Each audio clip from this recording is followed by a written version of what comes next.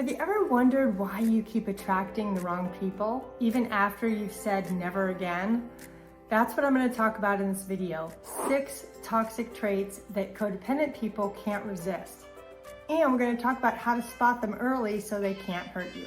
But if you're new, my name's Michelle Ferris. I'm a psychotherapist and I love helping people create relationships that work. So the first toxic trait that if you're codependent, you tend to attract is the person with fake confidence that feels real. This one gets so many of us because on the outside, the person looks like they have it all together. They're super confident, they know what to say, but oftentimes this is a sign of somebody who has narcissistic or self-centered tendencies. They come across like they're amazing, but it feels fake. There's nothing genuine about it. So over time, the relationship starts to revolve around them and you feel smaller and smaller over time because there's no room for you. Years ago, I had a friend who was a life coach and she was larger than life. I thought she had a lot of confidence, but looking back, there was a fakeness to it because her actions and behaviors didn't match up with the values she said she had. So if somebody comes across as super confident, ask yourself, does it feel genuine or does it feel fake? Because if it feels fake, that's one of those toxic traits. So the next toxic trait that codependent people can't resist is the walking emergency. This is the person who has lots of drama, lots of problems.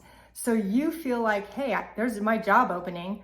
You feel like you can help and you have something to offer.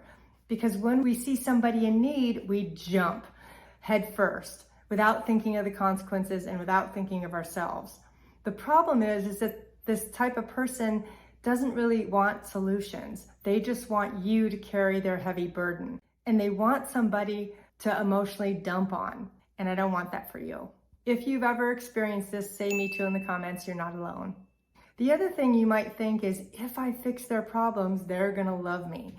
So that job opening that you see is super, super enticing. And that's why it's really hard for us when we're codependent to walk away from somebody who is in crisis. But usually the early warning sign of this is that they present with the crisis right away. They're already in a state of emergency. And that's a really important toxic trait to pay attention to. The next toxic trait that codependent people can't resist is the charmer. This is where you might feel like you've won the lottery. They have all this charisma and charm. They know exactly what to say, what joke to tell, how to make you feel amazing. Maybe they even shower you with compliments. So they say all the right things, but charm doesn't equal character. And it's important to know the difference. When people are super charming, they rarely follow through because if that's the only thing they have, charmers don't tend to have a lot of substance. So you really want to assess this early in your relationship because it's one thing to be charming, but it's another to rely on it too heavily in your personality. So if you struggle with codependency, you get addicted to that validation and it's really hard to let go of. And there often tends to be a lot of false promises that they don't follow through on because they're very good at talking themselves out of things. So the next toxic trait that you might have trouble resisting is the controller. This is the person that tells you exactly what you think you should do. And when we're codependent, we're really good listeners and we're good receivers. So we might think of this person as the expert and think that they know better than we do. But the truth is they don't. They think they know what's best for everybody because that's how they get their self-esteem, by being the controller. I knew a lady in church years ago that was like this. She had a huge heart, but man, did she tell everybody what to do. And it was really tiring after a while. And I felt bad for her because when you're a controller, it's really hard to sustain lasting relationships because people get tired of being controlled. But when you're codependent, you get used to being told what to do. And that's the early warning sign. When people start off in a relationship and they're controlling, it shows up early, so pay attention. One way to know for sure is that they might take one aspect of your life and jump in a little too enthusiastically to fix it, especially without being asked. So another toxic trait that is super magnetic for people who are codependent is the person with the big personality. This might be the life of the party, the alcoholic, the addict, the person that draws everybody to them. And it's their gift. The problem is that often this type of person tends to dominate their relationships by their big personality. They don't necessarily have good boundaries because they don't know how to give and take equally. They know how to fill a room with their energy, but they don't know how to share it. So you end up feeling small, and I don't want that for you. I've attracted these type of people over the years, and I realize that now I can spot them really early.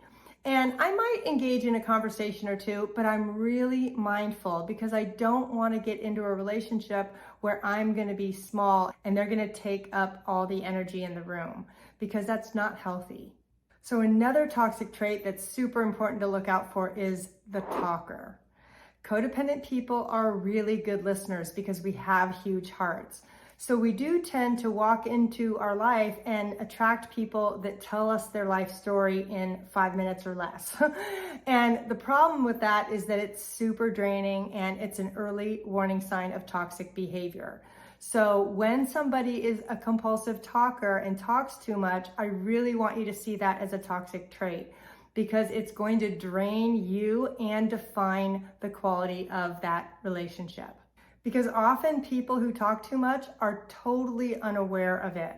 Sometimes they're narcissistic, sometimes they are just so emotionally starved that they can't stop themselves, even when you speak up, even when you set a boundary.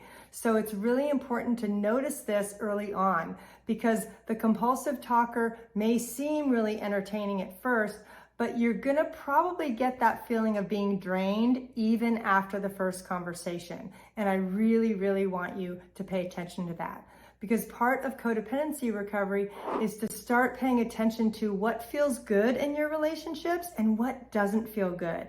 Because part of where we get lost in our codependency is we're so focused on what other people are doing and trying to get them to love us that we don't pay attention to what feels good and what doesn't feel good. So that's really an important step in your codependency recovery. So the next step I want you to do is I want you to go watch my video on how to detach from toxic behavior, because that is your next step.